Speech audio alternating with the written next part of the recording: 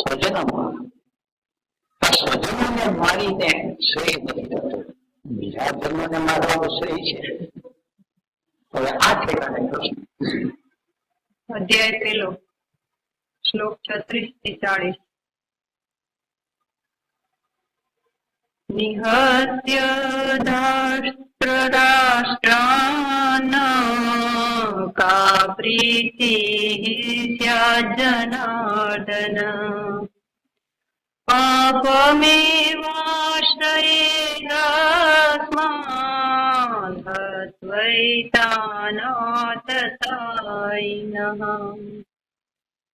તસ્માન્નાર્હા વયં હન્તું દાર્ઢરાષ્ટ્રાન સ્વબાંધવાન સ્વજનં હિ કથં હત્વા સુખીનઃ સ્યામ માધવ યદ્યપેતે ન પશ્યન્તિ લોગોપહત ચેતસઃ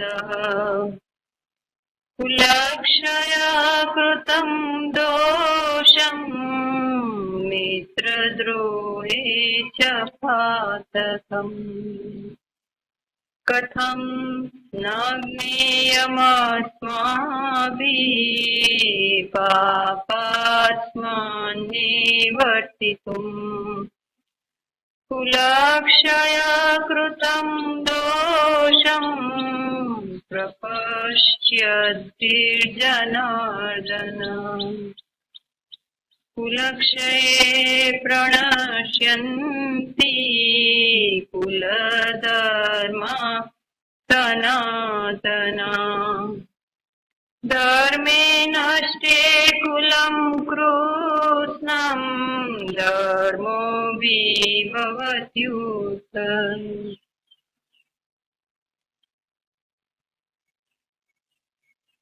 નિહત્ય ધાર્તરાષ્ટ્રાન નઃ કા પ્રીતિઃ સ્યાત જનાર્દન પાપમેવ આશ્રયે તસ્માન હત્વા એતાન આતતાયિનઃ. હે જનાર્દન, કૌરવોને હણીને અમને શું સુખ થવાનું? આતતાયી એમને હણવાથી અમને પાપ જ લાગે.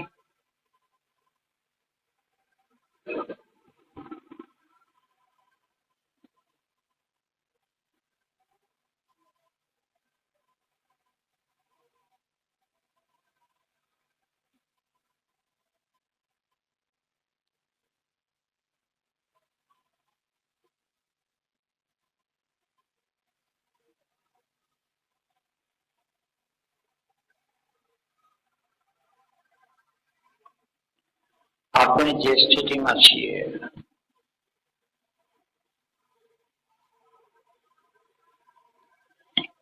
એ સ્થિતિની અંદર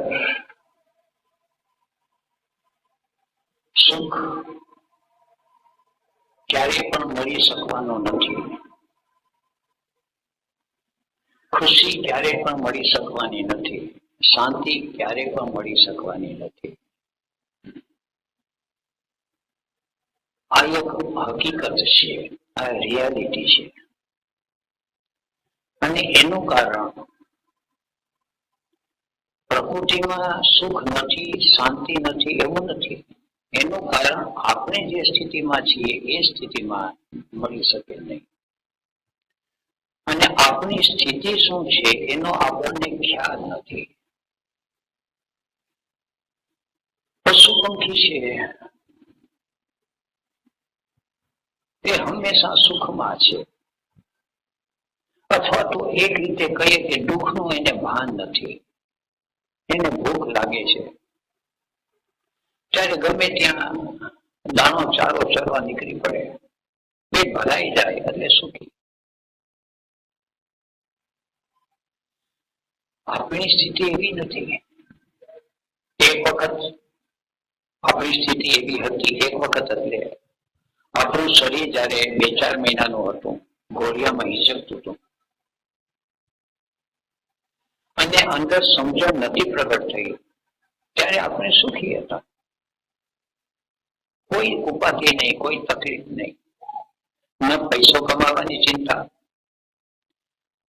ના કુટુંબની જવાબદારી ઉપાડવાની ચિંતા, કે ન સાધનાની કે ધ્યાનની કે એન્લાઇટનમેન્ટની ચિંતા, કશું કાંઈ નહીં. બધા. અને આપણે જોઈએ છીએ આપણા ઘરના બાળકોને મસ્તી કલકલાટ કરે છે, ઉપાધિ આપણને છે.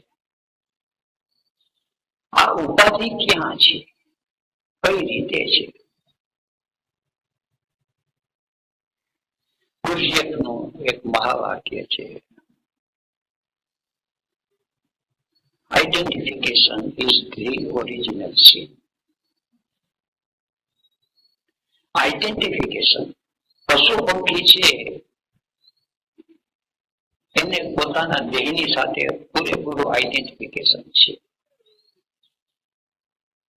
દેહને કોઈ સમસ્યા નથી. દેહની સમસ્યા હોય તો એક જ હોય કે સ્વસ્થ રહે અને એને ભૂખ લાગે ત્યારે ખાવાનું મળી જાય.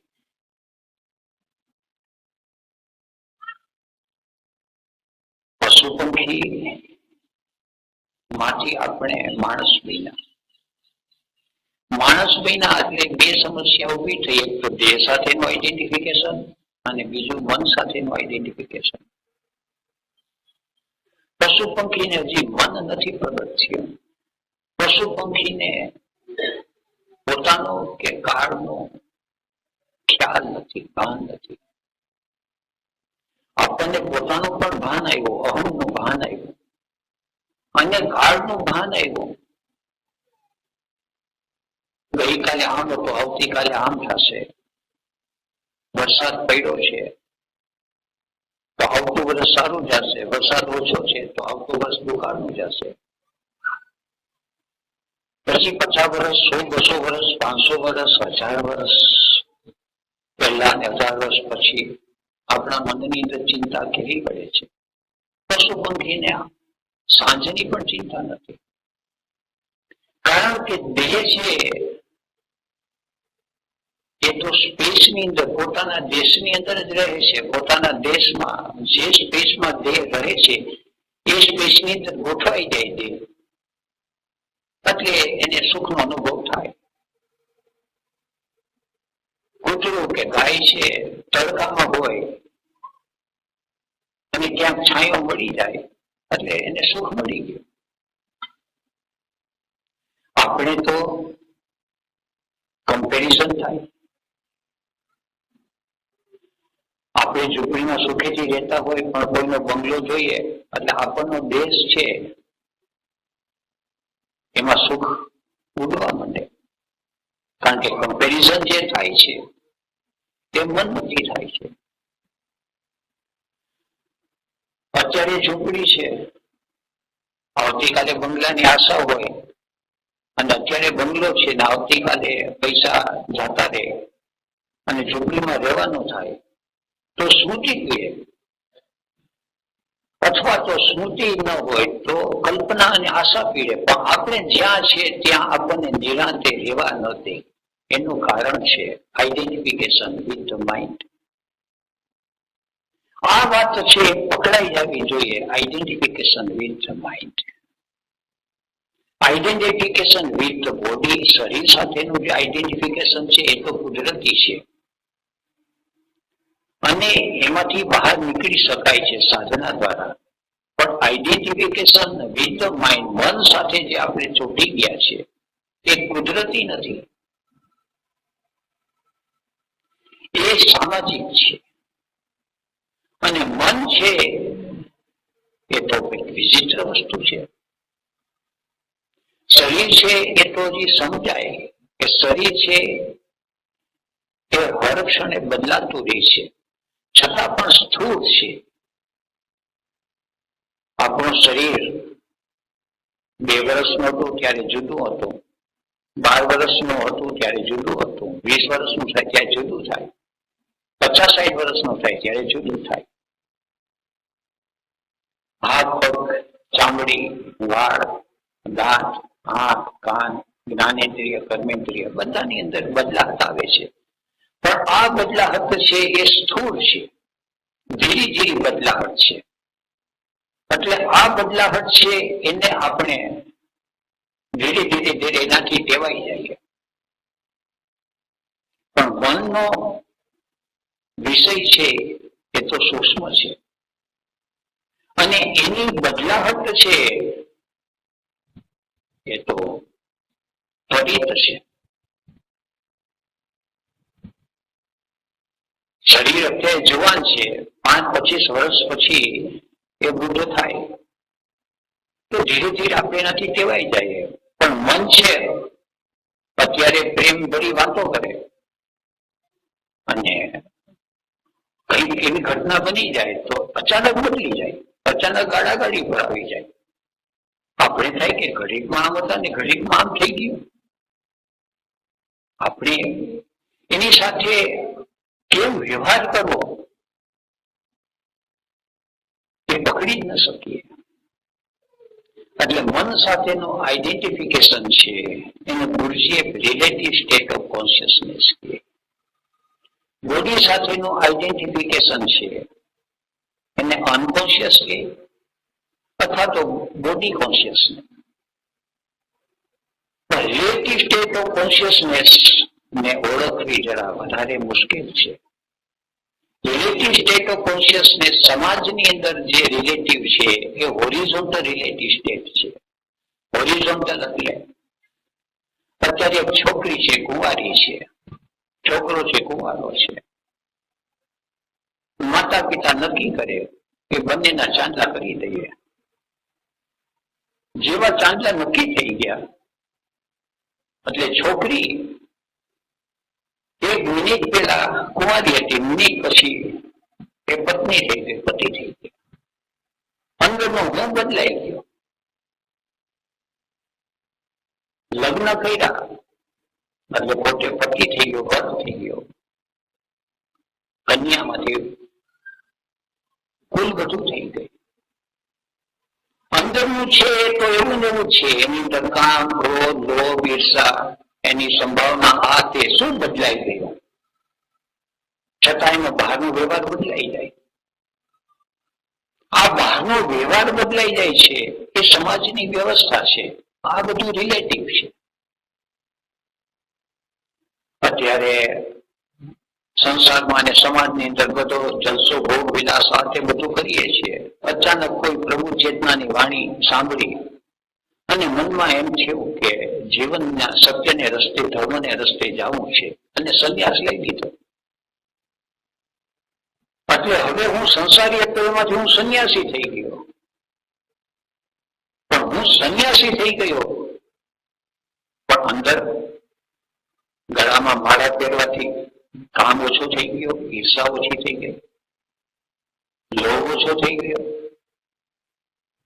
એ બધું તો ત્યાં ને ત્યાં છે, ક્યાંક કન્ડિશન બદલાઈ ગયો. હવે આ વસ્તુ છે એ જ્યાં સુધી આપણી પકડમાં ન આવે, કારણ કે સમાજની અંદર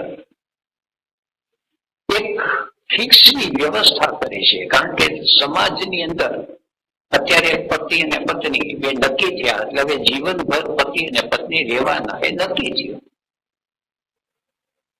પણ અત્યારે પતિ પત્ની બંને વચ્ચે પ્રેમ છે. કલાક 2 કલાક પછી, ઘડી 2 ઘડી પછી, વર્ષ 2 વર્ષ પછી, 5-25 વર્ષ પછી ખબર નથી ક્યારે પ્રેમ ઉડી જાય. પણ પ્રેમ ઉડી જાય તો કરવું શું? છૂટા થઈ જવું? તો સમાજ વ્યવસ્થા છે એ બધી વિખાઈ જાય. બાળ બચ્ચા થયા છે, પ્રજા થઈ છે, તો આ બધું શું? અને હકીકત એ છે કે જયારે લગ્ન કર્યા ત્યારે પ્રેમ ઉછળતો હતો, થોડા દિવસ થયા ત્યારે પ્રેમ અદ્રશ્ય થઈ ગયો. ઘણી વાર એવું બને છે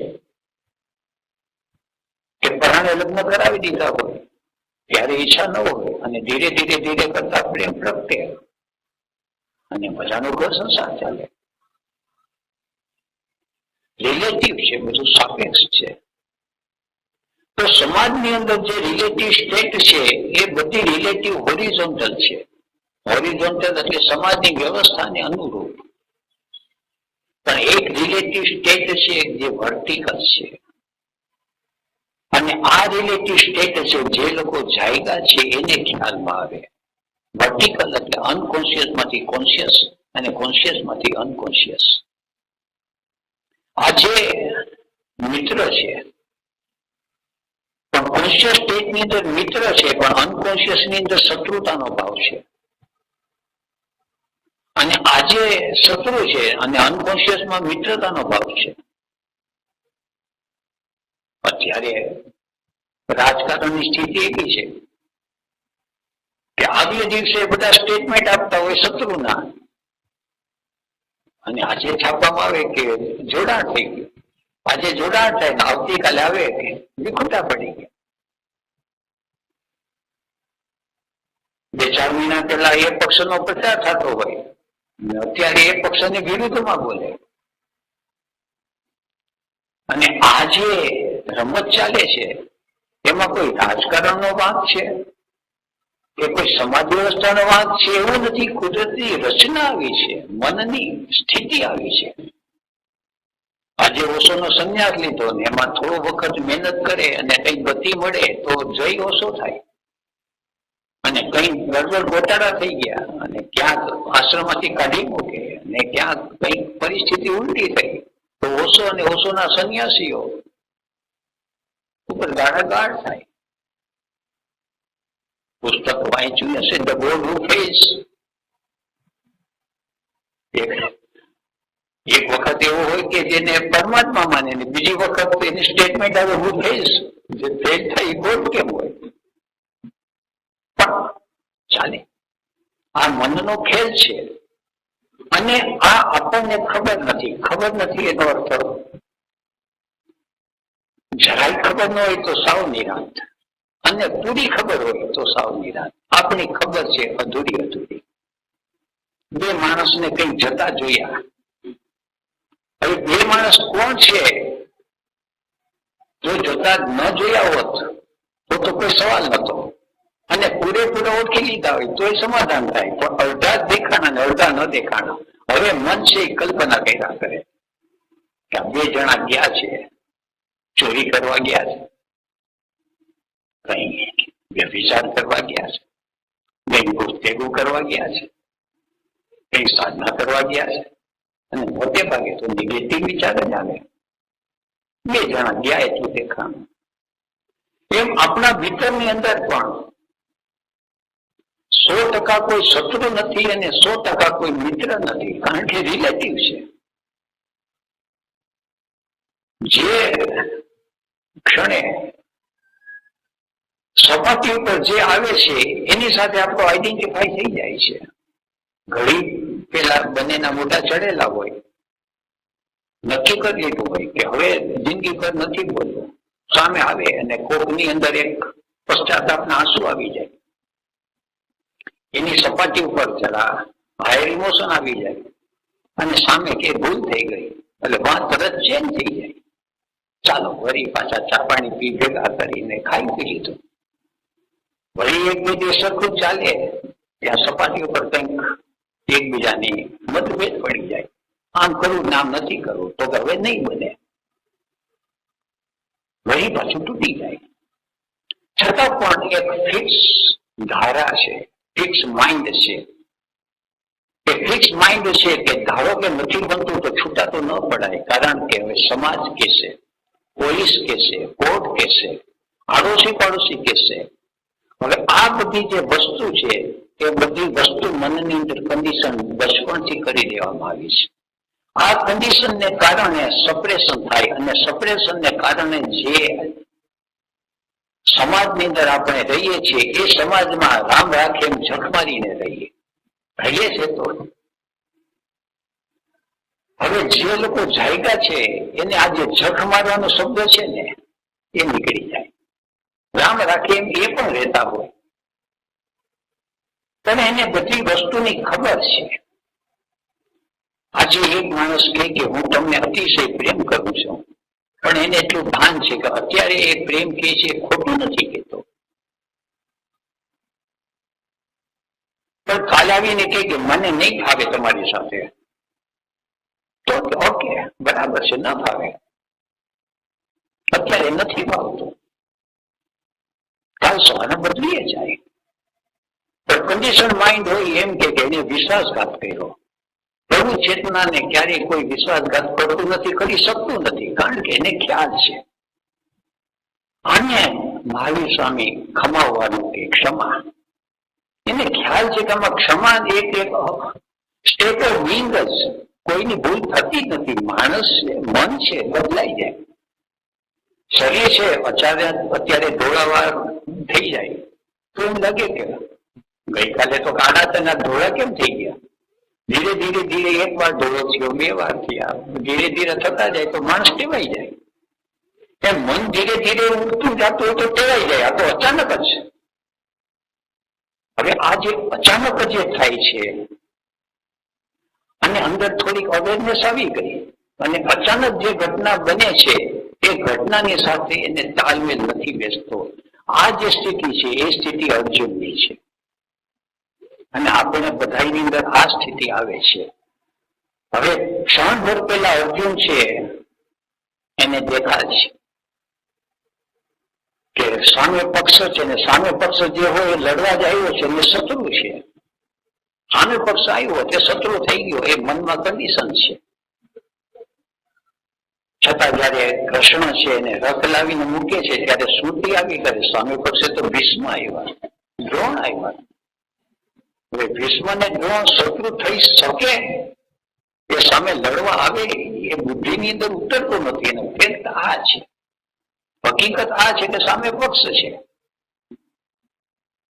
હવે અર્જુનની સ્થિતિ ગડબડવાળી થઈ ગઈ. આ બધી સ્મૃતિ આડી આવી ગઈ અને રિલેટિવ સ્ટેટ છે. રિલેટિવ સ્ટેટ છે એટલે ધીરે ધીરે ધીરે જે મનનો પ્રભાવ શરીર ઉપર પડ્યો. હવે એક બાજુ મન છે રિયાલિટીનો સામનો કરે છે અને બીજી બાજુ મન છે એ રિયાલિટીને સ્વીકારી શકતું નથી. આમ કેમ બને? એટલે એનું વિભાજન થઈ ગયું, મનનું ફ્રેગમેન્ટેશન થઈ ગયું અને શરીર ઉપર એની અસર આવી ગઈ. શરીર ઉપર અસર આવી એટલે થોડી વાર પહેલા એ જે ધનુષ બાણ લઈને લડવા ઉભો થઈ ગયો એ ધબ દઈને નીચે બેસી ગયો. આપણે પણ નાચતા ગાતા આવતા હોય અને કઈ ઘટના બની ગઈ કે કોઈ ગુજરી ગયું તો તરત માથે હાથ દઈને બેસી જાય. આપણે હોટલની અંદર ખાવા પીવાને જલસો કરવા આવી ગયા હોય ને અચાનક છાપામાં વાંચે કે શેરના ભાવ બેસી ગયા, એટલે શેરના ભાવ બેઠા કે આપણે ત્યાં ને ત્યાં બેસી જઈએ, પતી ગયા. આનું શું કારણ? તો આનું કારણ identification with the mind, relative state of consciousness. આટલી વાત સમજાય એટલે હવે અર્જુનની સ્થિતિ છે કઈ રીતે ધીરે ધીરે પ્રગટ થાય છે. હવે અર્જુન વાત કરે છે. નિહત્ય ધાત્ર રાષ્ટ્રાન ન કા પ્રીતિ ત્યાં જનાર્દન. હવે એને થાય છે કે આ ધૃતરાષ્ટ્રના પુત્રોને મારીને અમને શું ખુશી મળવાની છે? હવે એને પ્રશ્ન થાય છે. અત્યાર સુધી એ પ્રશ્ન નતો થતો એવું નતો. અત્યાર સુધી આશા એ હતી એક જ વસ્તુ હોય કે શત્રુ છે ને શત્રુને મારવાના જ છે. પગમાં કાંટો ખૂંચી ગયો છે તો કાંટો ખેંચીને કાઢી જ નાખવાનો છે. પણ પગની અંદર ચામડી છે, ગુંગરું છે, હવે આ ચામડીને કાપી નાખવી છે. પગ છે સડી ગયો છે ને પગને કાપી નાખવો કે કેમ? ત્યારે એક સમસ્યા ઉભી થાય. કારણ કે કાંટો ખેંચીને કાઢવામાં સમસ્યા નથી થતી, પણ પગને જો કાપવાનો વખત આવે તો સ્થિતિ ડામાડોળ થઈ જાય. આ સ્થિતિ આવી છે. દુર્યોધન જો શત્રુ જ હોત અને શત્રુને મારવામાં તો કોઈ મનની અંદર છોછ આપતી જ નથી. પણ દુર્યોધનની સાથે તો પાછા દ્રોણ પણ છે, ભીષ્મ પણ છે અને દુર્યોધન 100% શત્રુ તો એવું નતું. આપણે પણ બધું થાય, આપણા છોકરાઓ. અને એ વખતે હજી કૃષ્ણ આર્ગ્યુમેન્ટ કરે અને અર્જુન આર્ગ્યુમેન્ટ સાંભળી શકે એવી અવસ્થા નથી. એ અવસ્થા તો હવે પાકશે. કૃષ્ણ સાંભળે છે. કૃષ્ણ એમ નથી કેતા કે હું કઈ લડવા આવ્યો હતો તે મને કીધું કે આવજો, તે મને શોખ હતો, મેં કીધું કે આ યુદ્ધનું શરૂ થઈ ગયું છે અને તમે સાથી બનો, તો એક દોસ્તાર ભાવે કીધું છે તો મેં સ્વીકાર કર્યો. હવે તું મને કહે છે કે અમને શું મળવાનું છે ધૃતરાષ્ટ્રને મારીને? કૃષ્ણ સાંભળી લે છે, પણ અર્જુનનો અનકોન્શિયસ માઇન્ડ છે એ કઈ રીતે ચેન્જ થાય છે, અર્જુનનું કે આપણાનું? આપણે એમ થઈ જાય કે આ આપણે ચલાવી નહીં લઈએ, આને માટે કોર્ટની અંદર કાયદેસર કરવું જ જોઈએ, આ કેમ હાલે? થોડો વખત થાય ગયા થાય હવે કોર્ટને કચેરીને કાયદેસર ને હવે એની અંદર જોઈ ઉકાળા કરવાની, એના કરતા જવા દો ને જે થાય. એટલે વળી એ મનમાં કરી લે, ત્યાં કોક આવીને કે આ તો કાયરતા કહેવાય, આ તો ભગવું કહેવાય, એને દેખાડી દેવું જોઈએ. એટલે ઘડી પાછી આપણી અંદર એક જોર ચડે કે ચાલો કંઈક દેખાડી દઈએ. ઘડી કોક આવીને કે તમે એવું કહીને જાતિ જિંદગી આ લખરામાં ક્યાં પડ્યા, એટલે વળી પાછા અને આ અમને આયલા જ કરે ત્યાં જિંદગી પૂરી થઈ જાય. અને આનું કારણ બહાર નથી, આનું કારણ આ મનનો આવો સહજ સ્વભાવ છે. અને આ મન સાથેનું આઈડેન્ટિફિકેશન જ્યાં સુધી તૂટે નહીં ત્યાં સુધી શાંતિ કે સુખ મળવાના જ નથી. અને કૃષ્ણની આખી જે પ્રવૃત્તિ છે ગીતાની અંદર તે રિલેટિવ સ્ટેજમાંથી સબ્જેક્ટિવ સ્ટેજ તરફ લઈ જવાની છે કે એક વાર મન સાથેનું આઈડેન્ટિફિકેશન તૂટી જવું જોઈએ. અને આઈડેન્ટિફિકેશન ત્યારે તૂટે કે જ્યારે અવેરનેસ છે આપણા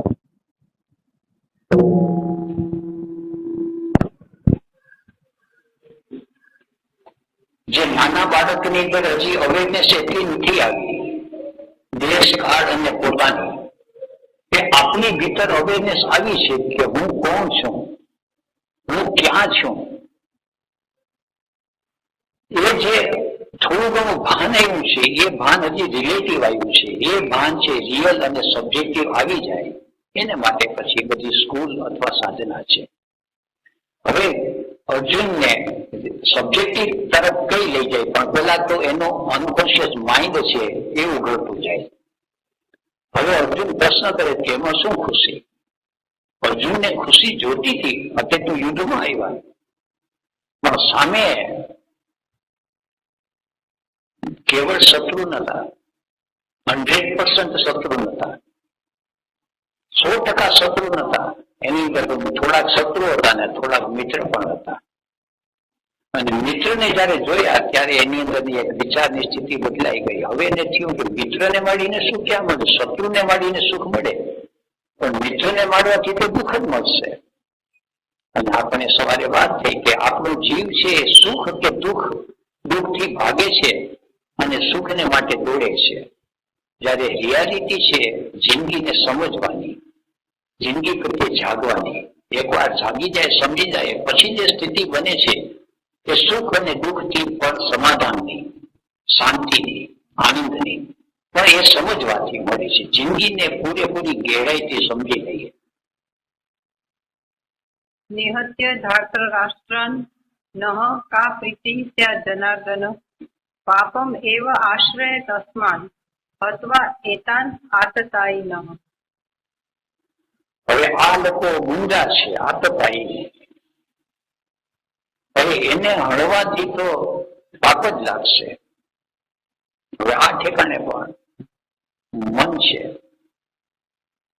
હવે કેને ગુંડો કેવો, કેને આતતાઈ કેવો? આતતાઈ એટલે કોઈ બળાત્કાર કરે, કોઈ ખૂન કરે, કોઈ હિંસા કરે, કોઈ ચોરી કરે, કોઈ દ્રોહ કરે, અસામાજિક તત્વને જૂના જમાનામાં આતતાઈ કહેતા. તો આતતાઈને હણવામાં ઉલટો અમને પાપ લાગે. હવે આ છે ઘેરા ધર્મની વાત કરી. એક આપણે ત્યાં ભારતની અંદર મનુસ્મૃતિની અંદર કહેવામાં આવ્યું છે કે આતતાઈને હણવામાં પાપ નથી. આ મનુસ્મૃતિ છે. હવે શ્રુતિ અને સ્મૃતિ છે એ સામાજિક વ્યવસ્થા છે અને શ્રુતિ છે એ ધર્મનું ઉદ્ઘાટન છે. ત્યારે કોઈને પણ મારવાની અંદર પાપ લાગે. જીવ માત્ર જ્યાં જે પ્રગટ થયો છે એને મારવાનો ભાવ અંદર જન્મો એટલે હિંસા થઈ અને હિંસા પાપ છે. હવે અર્જુન છે એ કહે છે કે આ ધારો કે સમજ્યા કે એ લોકો આતતાઈ છે, તો આતતાઈનું રૂપાંતર કરવું, પણ આતતાઈને મારવું એ તો પાપ છે. અને આ પાપમાં મારે હવે ભાગીદાર નથી થવું. હવે અર્જુન છે એ ઊંચા ઊંચા ધર્મની વાત કરે છે, પણ રિલેટિવ સ્ટેટ છે એ ધર્મ કઈ રીતે સમજે છે.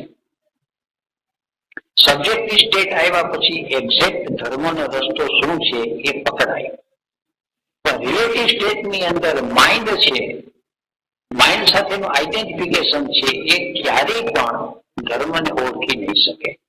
કારણ કે માઇન્ડ, મન છે એ હંમેશા સ્મૃતિ અને કલ્પના અથવા આશા એની અંદર બોલ્યા કરે છે. અને ધર્મ છે હર ક્ષણે વર્તમાન ક્ષણની અંદર છે. વર્તમાન ક્ષણની અંદર રિસ્પોન્સ દેવો, પણ વર્તમાન ક્ષણને ઓળખવી અને એની સમગ્રતા પ્રત્યે સભાન રહેવું, તો પછી એને ધર્મનો રસ્તો શું છે. અને આ સ્થિતિ શ્રી કૃષ્ણ સિવાય, ઋષિ કે સિવાય કોઈની નથી મહાભારતની અંદર. એટલે હંમેશા ભીષ્મ, દ્રોણ, યુધિષ્ઠિર, દ્રૌપદી બધા છે, એક એક પાત્રો છે ધર્મ સંકટમાં મુકાઈ જતા, બધા પાત્રો. કારણ કે બધા આઈડેન્ટિફિકેશન વિથ ધ માઇન્ડ હતા, વિથ ધ કન્ડિશન માઇન્ડ. એક શ્રી કૃષ્ણની ચેતના એવી હતી કે જે એનાથી પર હતી.